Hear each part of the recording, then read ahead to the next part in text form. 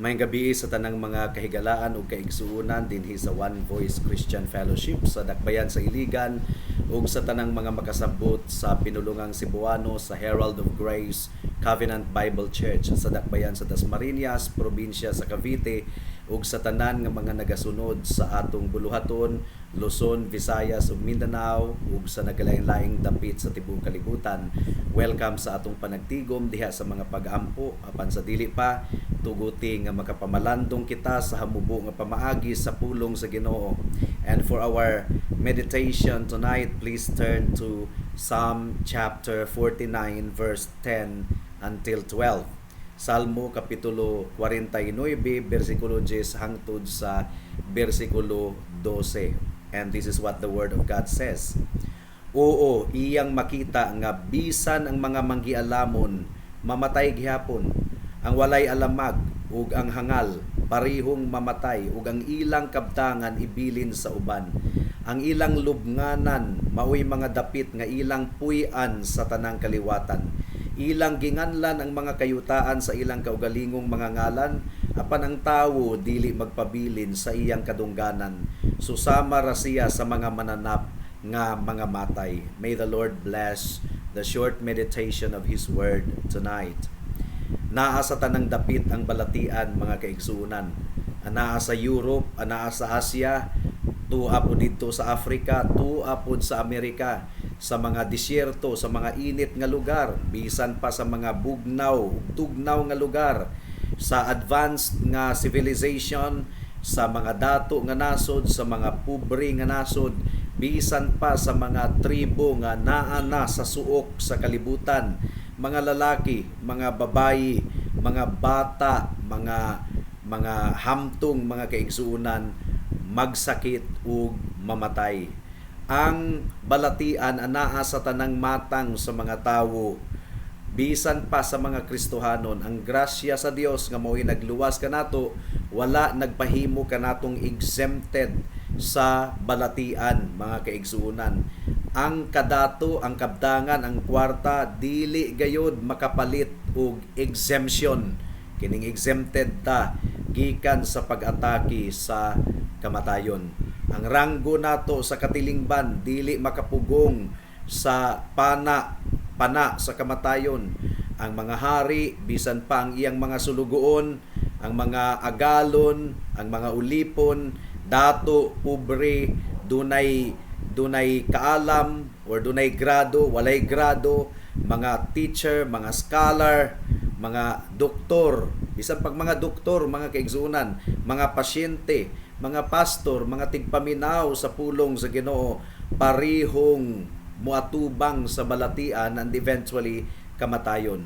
Bisan pa ang palasyo, ang mga kastilyo, ang mga pultahan nga mga first class, dili makapugong nga makasulod ang balatian ug kamatayon ni anang maong palasyo. So, ang balatian ug ang kamatayon anaa sa tanang dapit sa tibuok kalibutan. Universal presence mga kaigsuunan. Ang pangutana ngano man, can we suppose for a moment nga ang Dios maoy nagmugna sa balatian ug mga sakit sa sinugdanan? Dili nato kana ma-imagine unsa ang Dios nga nagmugna sa kalibutan in a perfect manner, perfect, beautiful, very good. Mao ang nagmugna usab sa balatian nga makadaot sa iyang mga gimbuhatan mga kaigsuunan. So ma-imagine nato nga ang Dios nga nagsulti nga very good ang iyang gihimo, ang tawo nga iyang gihimo miingon ang Ginoo very good, unya magkasakit ug mamatay. Ang idea kana nga panghuna-huna dili gayon madawat sa atong logic. It introduces a grand imperfection into the midst of God's perfect work. Unsaon man nga dunay imperfection sa hingpit nga gibuhat sa Ginoo. Ang bugtong nga satisfactory nga pagpasabot nganong ang balatian ug ang kamatayon universal, nganong na-dethrone ang tawo gikan sa iyang original nga posisyon nga dili mamatay, dili magkasakit ug dili mamatay, mao katoy iyang original nga privilege. Pero nganong na-dethrone, napakanaog man ang tawo gikan niadto nga trono nga nindot kaayo, gikan niadto nga kondisyon. Ang bugtong explanation mao ang nahasulat sa Biblia. Sala mao'y hinungdan. Kasalaanan mao'y hinungdan mga kaigsuunan nganong adunay balatian ug kamatayon. Mura og makina ba nga perfect kaayo sa nga tanan, walay daot nga makina pero dunay mikalit lang nga graba nga nahulog didto nga na-affected ang dagan sa makina. Ang tawo, ang iyang kahimtang dito sa Garden of Eden, niadtong gibuhat siya sa Dios, perfect. Hingpit ang iyang kahimtang, apan misulod ang sala, misulod ang kasalanan, ug ang kamatayon usab nakasulod. Ang balatian mao'y hinungdan nga kining kalibutana puno sa kasakit, puno sa balatian ug adunay kagulanan gumikan sa kamatayon. Ang giingon sa Roma kapitulo 5 bersikulo 12, mao nga sa unsang pagkaunsaa nga pinaagi sa usa ka tawo nakasulod ang kasalanan sa kalibutan ug pinaagi sa kasalanan mao ang kamatayon. Mao nga miabot sa tanang mga tawo ang kamatayon tungod kay ang tanan nakasala. So ang sala mao'y hinungdan sa balatian ug mga kasakit ug mga pag-antos niining kalibutana. Kabahin na kini sa tunglo nga gilitok sa Ginoo niadtong nahulog ang atong unang ginikanan sa kasalanan, si Adan ug si Eva, dihang ilang gikaon ang prutas or bunga nga gidili sa atong buhi nga Dios. Wala untay balatian kung wala nahulog ang tawo sa kasalanan. Wala untay kamatayon kung wala pay sala. Pero ang good news, si Kristo mianhi aron luwason kita gikan sa sala. Matthew chapter 1 verse 21. And you shall call his name Jesus, for he shall deliver his people from their sin. So mianhi si Kristo aron luwason niya ang iyang mga katawhan gikan sa kasalanan, pinaagi sa iyang dugo ug pagkamatarong, dugo nga giula didto sa cross sa Kalbaryo. Ang tanan nga mutuog musalig kang Kristo pagasuluban sa iyang pagkamatarong ug ang ilang kalag dili na hinukman at tubangan sa Ginoo.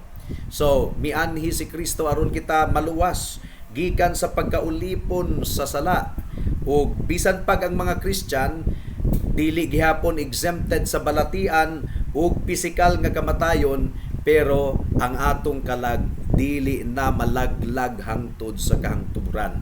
Kaya ang giingon sa Biblia, those who believe in him shall not perish but have eternal life. Yes, mamatay ang atong lawas, pero ang giingon ni Apostle Paul, for me to live is Christ and to die is gain. Mao nga, pasalamatan nato ang Ginoo kining pag-antos nato sa atong balatian nga mo sangpot sa atong kamatayon. Wala ra kini ka kumingking sa paglaom nga nagpaabot kanato sa kahimayaan nga nagpaabot sa tanang mga katawhan sa Ginoo. So samtang lagsik pa ang atong panglawas, piskay pa ang atong panglawas, ato kining atimanon ug labaw sa tanan atong atimanon ang atong kalag. Atong atimanon ang atong lawas gumikan kay kung ang atong lawas magsakit, ma-affected usab ang atong kalag. Atong himayaon ang Ginoo pinaagi sa atong pisikal nga lawas, dili nato kini abusahan hangtod nga at last atong tabukon ang suba sa takna sa kamatayon ug sa other side, sa pikas daplin sa maong suba, mao ang kahimayaan nga nagpaabot kanato at tubangan sa Ginoo, where there will be no more sickness, no more pain, no more death. But until then, kinahanglan nga atong disiplinahon ang atong lawas, ato kining atimanon, ang atong kalag, atong atimanon, pangalagaran nato ang Ginoo hangtod nga kita iyang kuhaon sa adlaw sa atong kamatayon ug sa adlaw sa iyang pagbalik. Hinaot nga magpabilin kitang matinud-anon sa tibuok katuigan or mga bulan or mga adlaw nga nahabilin pa sa atong kinabuhi. Magampo kita. Salamat o Dios sa mensahe nimo niining taknaa. Hinaot nga ang imong mga katawhan makahinuklog, makaamgo, na dili namo abusahan ang among lawas, amo kining atimanon, ug ang among kalag most of all, tungod kay ang tawo dili mabuhi sa tinapay lamang, kundili sa matag pulong nga migula sa baba sa Ginoo. Among gipangayo o Dios nga pangalagaran kanamo, hatagan mo kami og grasya aron kami mga lagad kanimo hangtod sa among kamatayon ug hangtod sa imong pagbalik. Salamat o Dios, at ug tabangi kami sa among pagampo, panagtigom sa pagampo niining taknaa. In Jesus name we pray. Amen. Daghang salamat sa pagpamati sa pulong sa Ginoo. God bless us all.